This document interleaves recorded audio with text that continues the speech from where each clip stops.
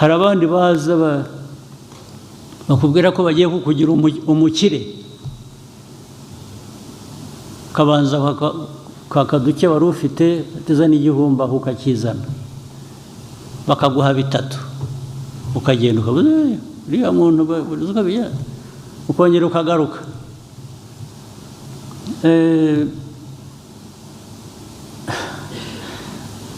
Watanze igihumbi, wavanyemo bitatu, bikajya kurangira bakuvanyemo 20. Ibyo nabyo ntimubizi, ntibibabamo hano, hari utabizi.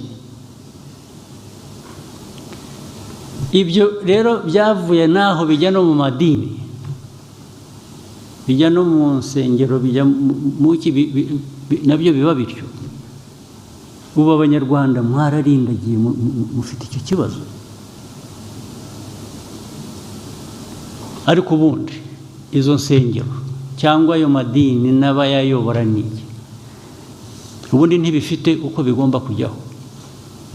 Niba ari ibintu hari amategeko abigenga, niba byujuje ibyangombwa, ibyo birumvikana. Mwebwe nk'abadepite muzashyireho n'uburyo bw'ibyo byangombwa ni ibiki. Maze rero baragiye ukuntu babarindagiza, umuntu waje akora ikibi ariko yitwikiriye Imana. Bari kuvuga ngo ariko se umuntu uvuga ibintu by'Imana ndamuvugaho, Imana ntinyumva nabi. Ariko uyu muntu uko ari nkawe, nawe uko ari umuntu nkawe, wagiye ahubwo we wagiye kumwemerera guhinduka Imana gute? Umuntu nkawe ntabwo ari Imana. Ibyo avuga n'ibyo akora uba ukwiriye kugira icyo bibazaho.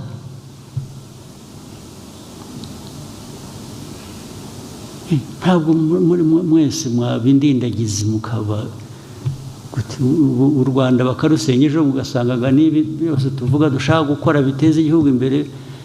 Hari umuntu waje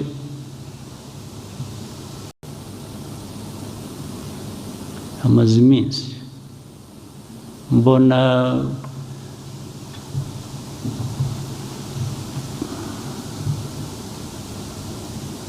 ku mbuga zikoranya amakuru ibintu bijyanye na churches, ibiriziya cyangwa n'amakanisa ibiki. Izi minsi mbibona, kandi si bwo bwa mbere. Hari ubundi icyo kibazo cyavutse, sinzi niba bamwe mubyibuka, hari abantu basa n'abijijisha ntibagire memore. Ikintu cy'amakanisa ni iki? Murabanza mugahera ku induru ikavuga bafunze amakanisa, babanje ugahera kuvuga ngo ariko ubundi yagiyeho ate? Amakanisa cyangwa ni iki? Ukabona amakanisa mu Rwanda, ngo amakanisa bafunze ibihumbi. Amakanisa ibihumbi ni iki? Mwarwaye iki koko Abanyarwanda? Ariko ngira ngo ni ibibazo byo kuba Abanyafurika. Abanyafurika dufite ikibazo rwose. Imbaraga twari dukwiye kuba dukoresha gukemura ibibazo bya buri munsi bitureba, biduha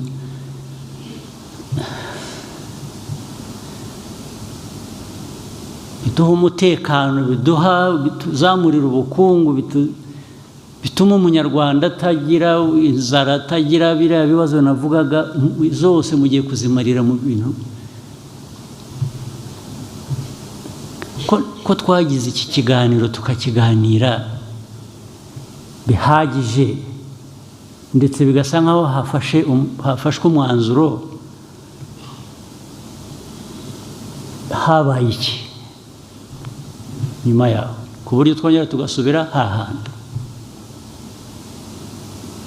Ubu koko mwebwe nk'Abanyarwanda n'aba bicaye, mwebwe abadepite mwicaye hano ubwanyu,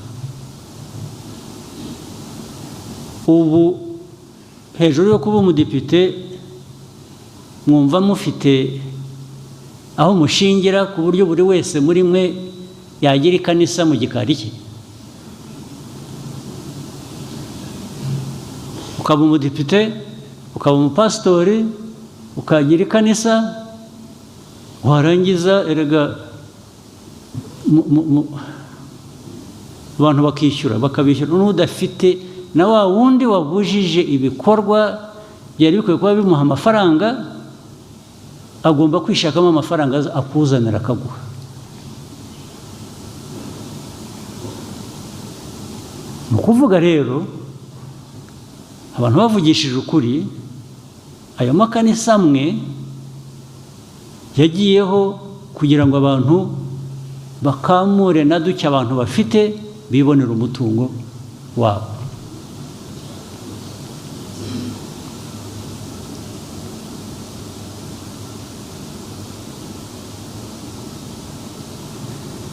Ni indwara ki? Ugahura abo rero bameze batyo, hari n'ubwo ugira uti wenda bifite ishingiro, ariko wenda niko mubyumva sinzi, usibye ko bamwe tutabyemera. Uhuye n'umuntu aravuga ngo urareba nijoro nari ku musozi kanaka nabonekewe, nahuye n'Imana, navuganye nayo. Wahura n'undi akakubwira nawe ukundi Imana ibyo yamubwiye. Wahura n'undi ni umuhanuzi, arahanura ibizaba ejo kuri kanaka no kuri kanaka. Mbere na mbere njyewe mpuye nawe ukambwira ibyo, nabanza kukubaza niba utari umusazi. Ugomba kuba uri umusazi, niho nahera. Icya kabiri, nagusaba ubuhamya, evidence. Ibi ngibi uvuga yuko warayihuye n'Imana, ibyo yagutumye cyangwa yakuntumyeho, nyereka gihamya. Ariko Abanyarwanda mwarapfuye mugera ahangaha ku buryo umuntu aza akabarindagiza, ari umuntu warindagiye akaza akabarindagiza, mugakurikira, ntibibe hamwe ntihabe handi, bikaba ahantu amagana ibihumbi. Igihugu se ubwo kiba kikiriho ko mwashize mutabaho?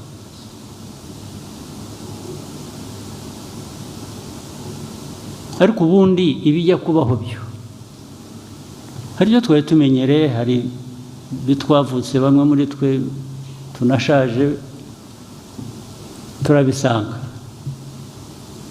byamenyerewe abantu. Ibyo ntabwo nzirwa njya kubibaza, nubwo niyo naba hatari ibyo nemera, nta mpaka najyamo cyangwa nta rubanza najyamo, ndabyihorera bikamera gutyo.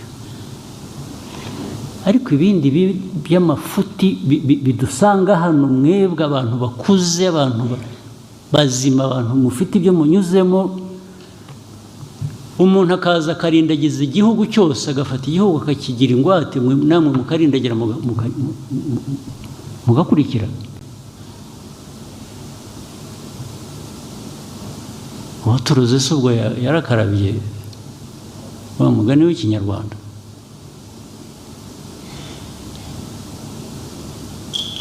Abandi ngo muraho mwagiye mu mashuri, mwarize, mwaraminuje, muraho muri abantu b'abirasi, babandi ba VIP, warangiza ugashukwa n'umusazi ukamukurikira, ntunamubaze utari kurantwara he. Ariko handi muranabizi, hari n'abo bicaga, hari n'ubwo abantu bica. Niba mujya mukurikira amakuru simbizi, nko mu bindi bihugu umuntu umera atyo w'umusazi agatwara abantu, akabatwara abantu benshi magana ngahe, akababwira ibyo bakora, akababuza kurya, akababuza gufata iki, akababuza kugira gute, abantu bagapfa. murabizi murabumva murabikurikira cyangwa n'ibyo mpimba byose n'ibyo mushaka mwebwe n'ibyo mushaka kubamo ibyo mushaka muraha muhagarariye abaturage b'u Rwanda barabatoye ngo mwarangiza n'ibyo murimo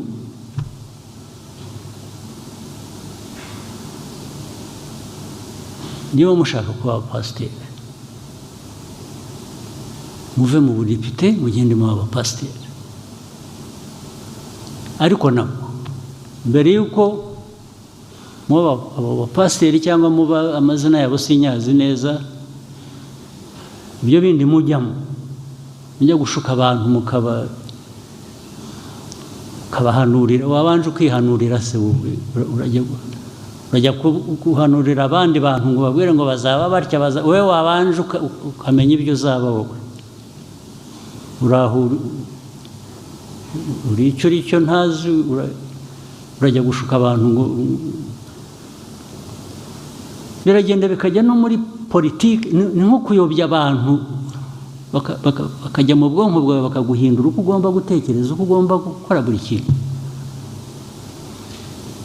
ibyinshi bizanaturuka no hanze byo kuza kuvuga abanyarwanda ukuntu bagenda n'ibintu bakora mureke tubazanemo urujijo bakaza bigize ibitangaza namwe mugakurikira ntawe utekereza ntawe ubaza ntawe ugira ati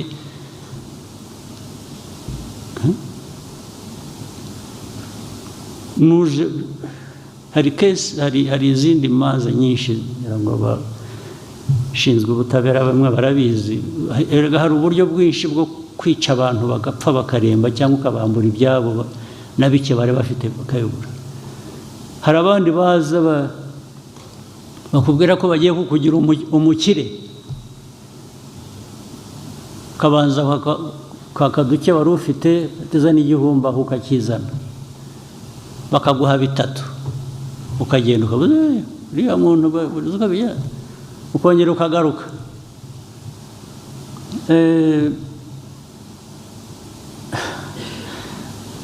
watanze igihumbi wavanyemo bitatu bikajya kurangira bakuvanyemo 20 ibyo nabyo ntimubizi ntibibabamo hano hari utabizi ibyo rero byavuye naho bijya no mu madini bijya no mu nsengero bijya nabyo biba bityo ubu abanyarwanda mwararindagiye mufite icyo kibazo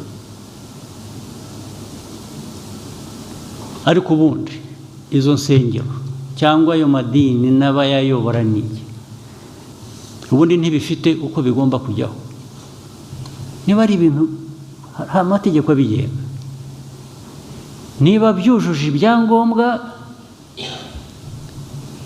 ibyo birumvikana mwebwe nk'abadepite muzashyireho n'uburyo bw'ibyo byangombwa ni ibiki maze rero baragiye ukuntu babarindagiza umuntu waje akora ikibi ariko yitwikiriye imana wari kuvuga ngo ariko se umuntu uvuga ibintu by'imana ndamuvugaho imana ntinyumva nabi ariko uyu muntu uko ari nkawe nawe uko ari umuntu nkawe wagiye ahubwo we wagiye kumwemerera guhinduka imana gute ni umuntu nkawe ntabwo ari imana ibyo avuga n'ibyo akora uba ukwiriye kugira icyo bibazaho